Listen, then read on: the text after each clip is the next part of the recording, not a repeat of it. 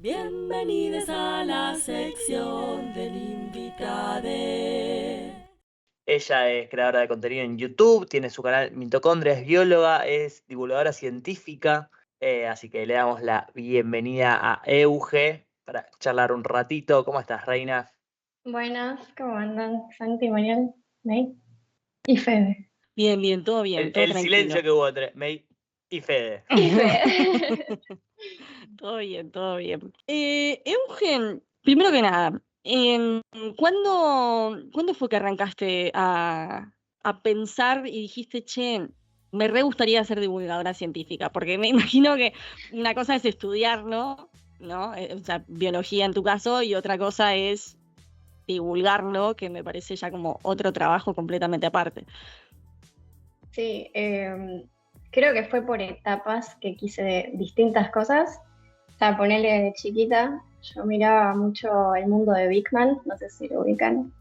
Sí. O todos esos documentales así, bueno, después salió, qué sé yo, Canal Encuentro, esas cosas que tenían como, bueno, Diego Golombek, que es también un biólogo que me gusta mucho, es argentino y tiene una forma de hablar que llega un montonazo, re simple, y bueno, como que por etapas, según la edad que tenía, fui diciendo, uy, qué ganas de tener un programa de televisión, uy, qué ganas de salir en tal canal, uy, qué ganas. Y después empezó toda la onda de los youtubers y encontré varios youtubers que hacían divulgación, la mayoría españoles o de habla inglesa, tipo argentinos, no conozco tantos. Y bueno, me pareció que sería buena idea y acá estoy. Empecé en 2020, como tantas cosas con la pandemia, ¿viste? Como nosotros. Con el tiempo Más o libre decís, bueno, ¿qué hago? Y ¿A dónde me meto? Sí. ¿A dónde me meto? ¿Qué hago? ¿Cómo hago estas cosas? Y Sí. como es, claro, ¿Cómo vos dijiste elegís eso. el contenido para los videos? YouTube. Está muy bueno porque a veces lo elijo por las cosas que estén tipo en boca de todos. O sea, ponele, qué sé yo, el COVID, cosa que salga y esté en ese momento trending, por así decirlo.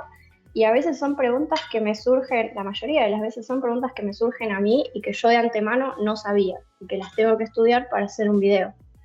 Me surgen a mí o le surgen a amigos. Ponele, una de las preguntas que más se hacen las personas, creo, y yo también me las hacía, era ¿cómo hacen para saber la pastilla a dónde te duele?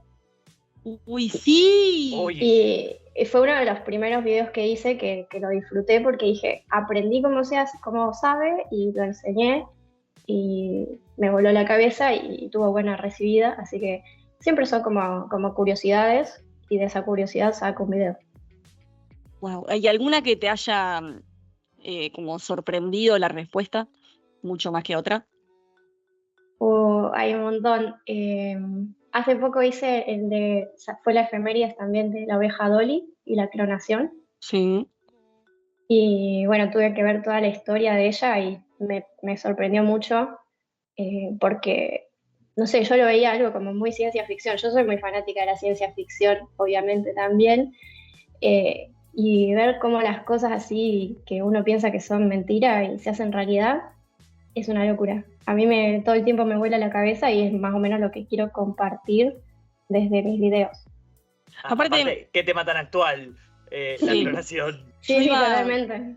Yo iba a decirte, porque vos sabés que, por ejemplo, en mi carrera, en comunicación social, en una de las materias en las que estoy haciendo, justo me estaba acordando, cuando estaba haciendo la materia me estaba acordando de vos porque venías mañana, o sea, hoy, y dije, che, qué loco, esto de que estudiar ciencia y divulgarla no es algo como específicamente científico, me explico, como que se siente muy social, ¿no? No sé cómo lo percibís vos eso, como de, che, estoy estudiando, no sé si cuando vos arrancaste a estudiar dijiste, voy a estudiar porque quiero salvar gente, o dijiste, voy a estudiar esto porque me gusta, pero yo no sé si quizás una vez que lo empezaste a estudiar, sentiste que iba más también como por el lado social, no solamente lo natural, ¿no? Porque digo, las ciencias duras uno siempre las divide en esto es súper objetivo, vamos a hacer cosas de ciencias duras y ciencias naturales y nada de lo social, y todo lo contrario, muchas veces son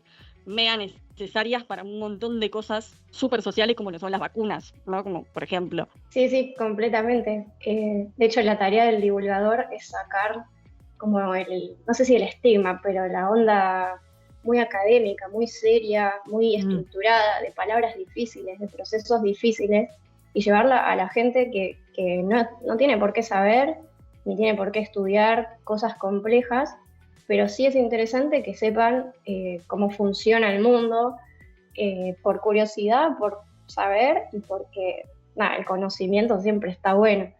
Y yo había notado a lo largo de la carrera, para responder más o menos tu pregunta, cuando empecé, nada que ver, empecé porque me gustaba, no tenía nada que ver con comunicar.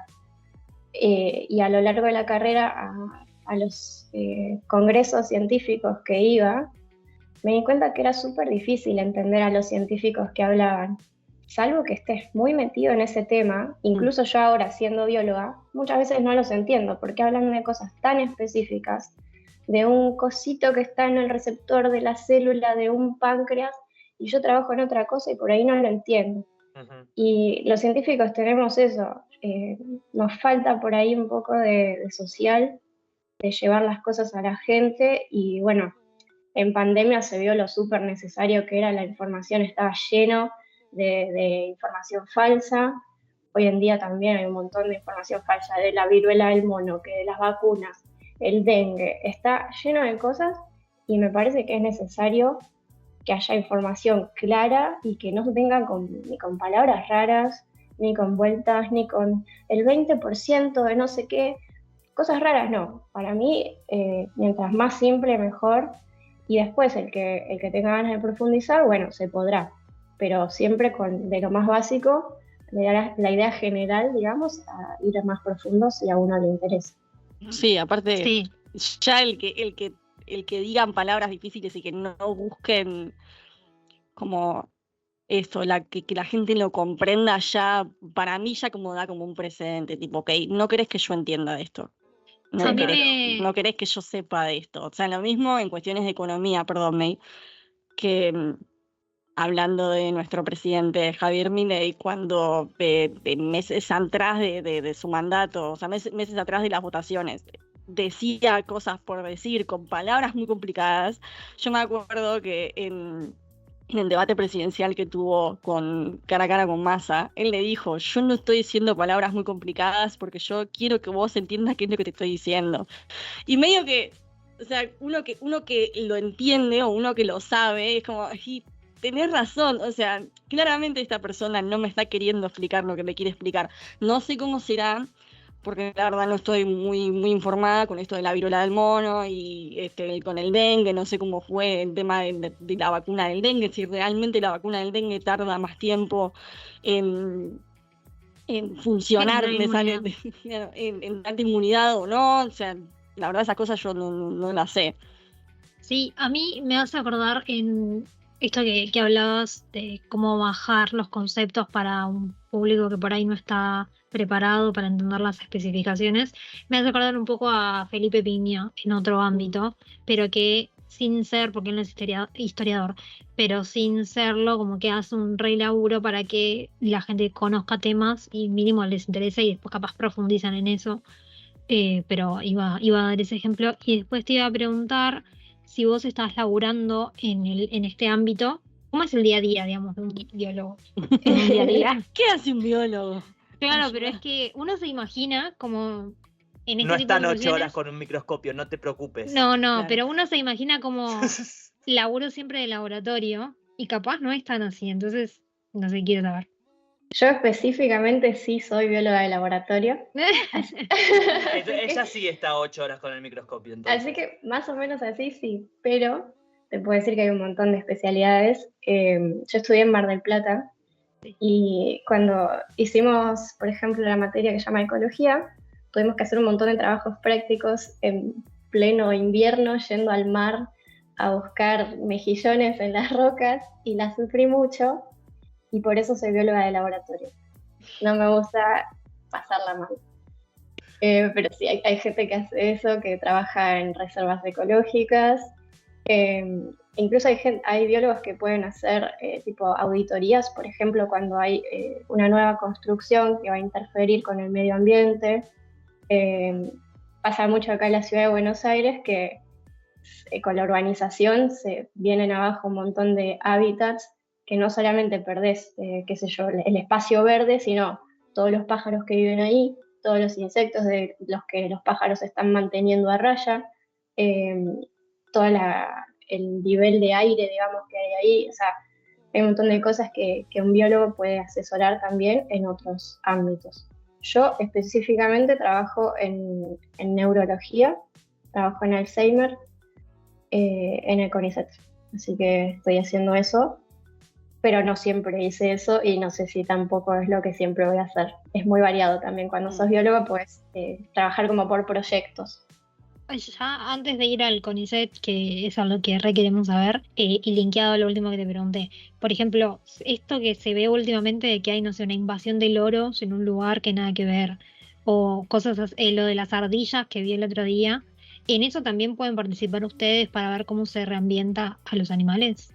Sí, claro, hay especialistas en biodiversidad, se llaman, que sería como distribuir los animales y las especies vegetales, bacterias, todo, en el hábitat donde tienen que estar y que se encargan de ese equilibrio medioambiental, digamos. Yeah, pero la gente nos llama, o es que es porque, por ejemplo, ¿no? Yo pienso, es que la gente a veces, con tal de no hacer lo que tiene que hacer, no lo hace, pero pienso en lo que viene pasando hace muchos años en Nordelta con los carpinchos. Sí. O sea, y digo, toda la gente que está mal de la cabeza, que ponen los cosas de eléctricos para que los pobres carpinchos se mueran de un ataque. Arcos, sí. O sea, no entiendo. O sea, no entiendo. No puedes llamar a una persona que sepa y que te diga, amor, no podés hacer esto acá. O sea, esto es ilegal. O es porque ya va más allá de la burocracia de la burocracia y de la plata, qué sé yo. No, esto es algo que la gente tiene que saber, que siempre se puede comunicar con los especialistas de las universidades públicas. Pasaba mucho, yo pongo el ejemplo de Mar del Plata porque es donde estudié, pero que aparecían animales tipo varados en la costa, y la gente lo primero que hacía era llamar al INIDEP, que es el Instituto de Desarrollo Pesquero, que está ahí sobre la costa, y ahí los especialistas, el que estuviera de guardia o el que primero cazaba el teléfono, dice, bueno, traigan un biólogo marino, hagamos esto, hagamos lo otro. Completamente gratis, y es un servicio que da la universidad, y creo que es en todas las universidades, y si no es un servicio también es medio una... Obligación. Sí, medio moral, porque claro. Si a mí me preguntan algo, no le voy a andar diciendo, sí, te cobro 5.000 pesos la consulta. No. Claro. O sea, si encontramos un animalito que no corresponde que esté en un lugar, podemos comunicarnos con alguna universidad o facultad cercana. Sí. Bien. Sí, tal cual. Y no se saquen fotos. No, y no toqueteen al animal, por favor.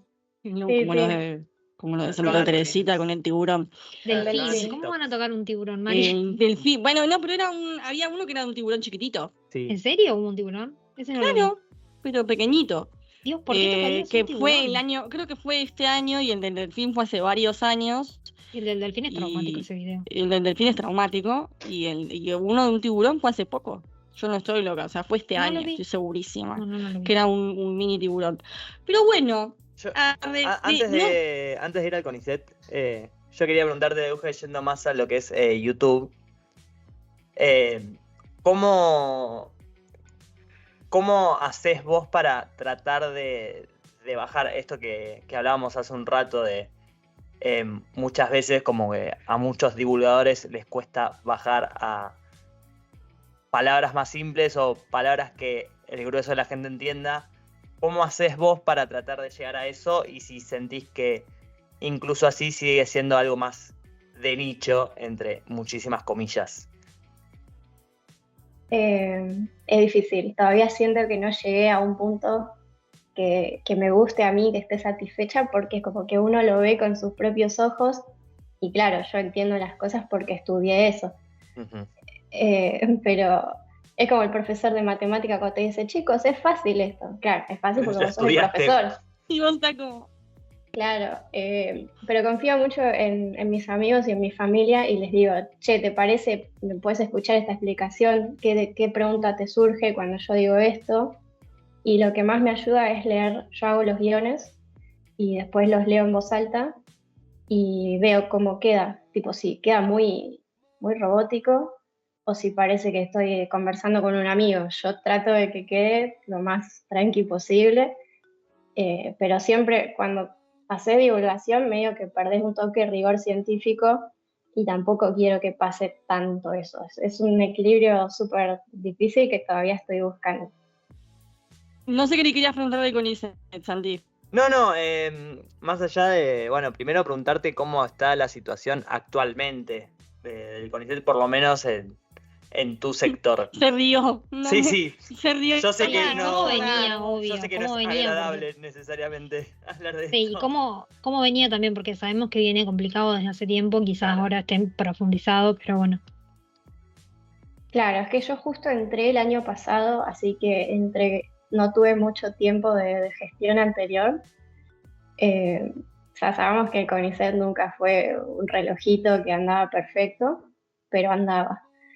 Hoy en día hay un montón de subsidios, los científicos y los laboratorios son como equipos de trabajo y obtenemos la financiación por como paquetes, digamos, de subsidio. O sea, para investigar este plan que vos me trajiste, te doy esta plata.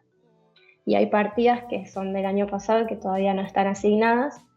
Y en el caso de, por lo menos de mi laboratorio y de los que están cercanos al mío, los reactivos son en dólares y eso obviamente hace que se te atrasás 6 meses con el pago, ya en vez de comprarte 2 paquetes te puedes comprar uno.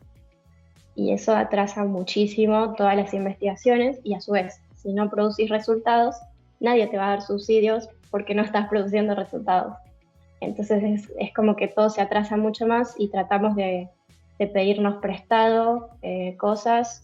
Si alguien tiene un contacto en el exterior que le pueda traer un reactivo, vivimos de la buena onda de los otros investigadores. No sé si lo podés contar, pero mi pregunta sería, ahora estamos cerca del verano y tenemos el tema dengue, que no sabemos si va a volver o no, y a la vez ahora a la vez estamos, repetí a la vez, perdón, y además ahora estamos con el tema viruela del mono, entonces, ¿cómo hacen ahí? ¿Deciden por dónde ir o por dónde seguir la línea de investigación? Porque entiendo que teniendo fondos limitados, no podéis destinarle tanta partida a las dos cosas.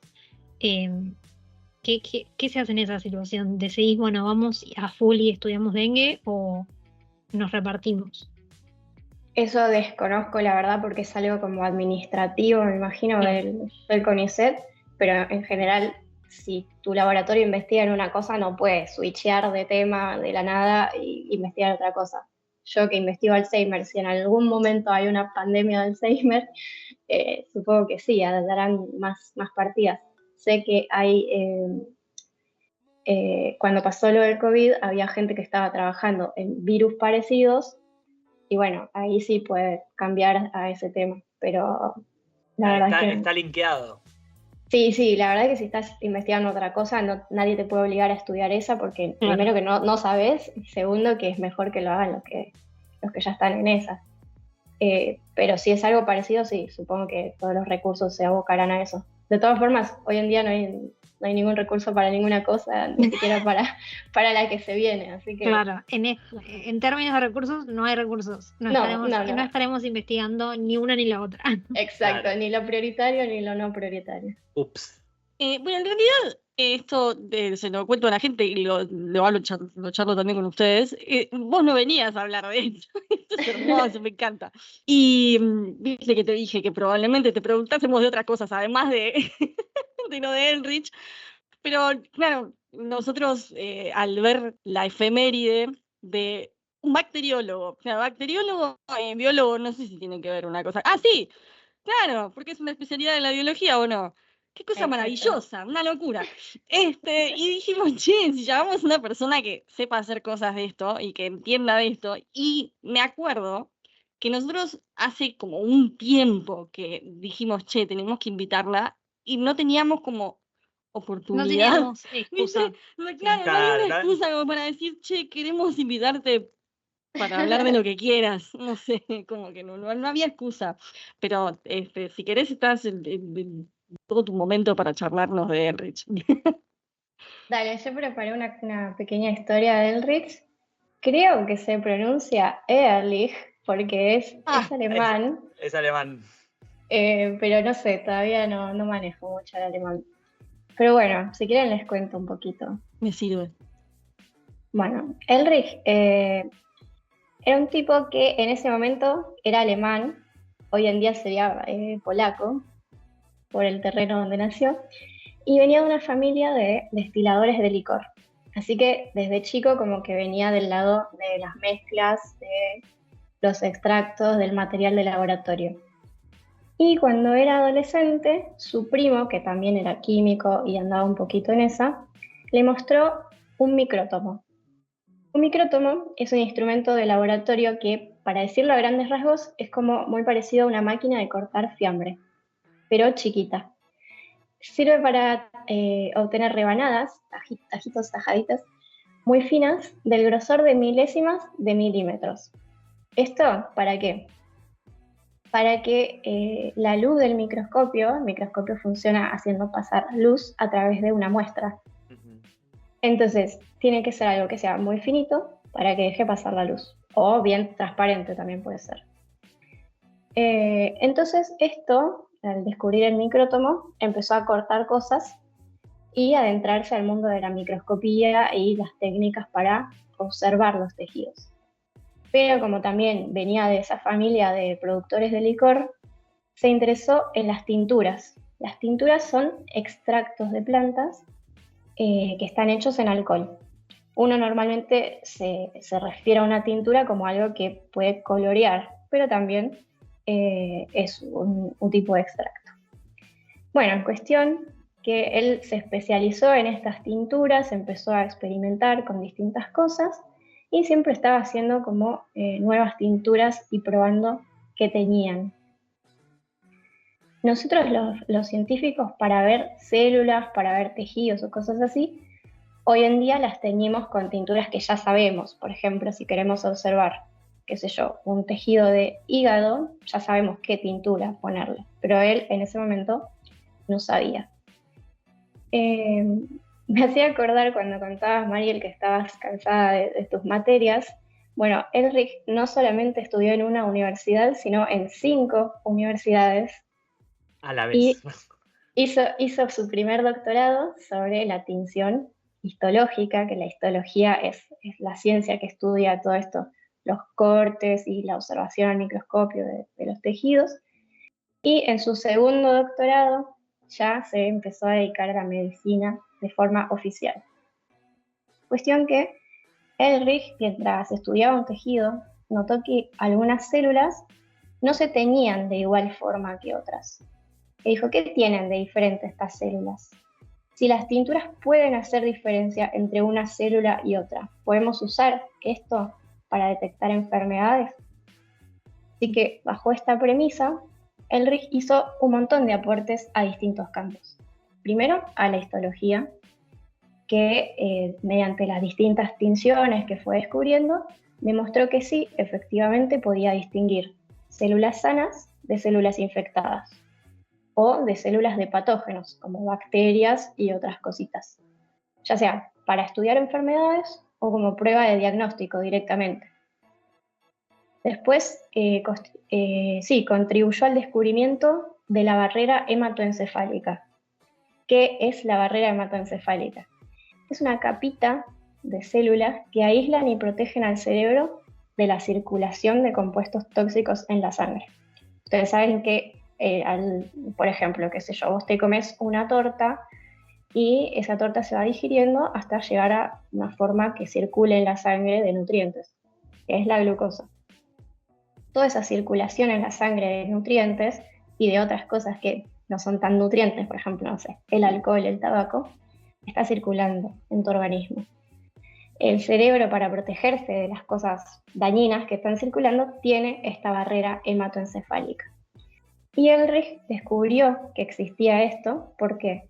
una vez inyectó un colorante, anilina, seguramente lo conocen, que la anilina circulaba por toda la sangre, pero no circulaba al cerebro. Entonces dijo, tiene que haber una barrera que está haciendo tope para que esto no pueda pasar. Esta barrera es permisiva con el oxígeno, con los nutrientes saludables, por así decirlo, pero bueno, impide que el paso de otras que son tóxicas. Por ejemplo, la meningitis, que es una inflamación del cerebro, esa barrera se hace como más permeable, más amplia, y por eso es una infección tan peligrosa, porque puede hacer que pasen un montón de otras cosas. Y bueno, el aporte que también ustedes hablaron recién en la efemérides, quizás más valioso y por el cual se ganó un premio Nobel, fue el que desarrolló la cura para la sífilis. Si quieren, les explico un poquito así por arriba qué es la sífilis. Por favor. Es una infección causada por una bacteria que se llama Treponema pallidum. Es una bacteria súper chiquitita y es una enfermedad muy particular que en ese momento era mortal, el diagnóstico era sentencia de muerte. Y lo particular que tiene es que los síntomas son por etapas.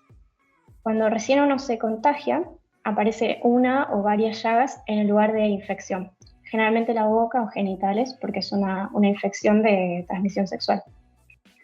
Después de esa etapa, que no es nada, tipo es una llaga, viene una etapa más generalizada de síntomas, el típico síntoma de enfermedad que es dolor de cabeza, cansancio, fiebre, y a veces algunas manifestaciones en la piel, tipo enrojecimiento, llaguitas.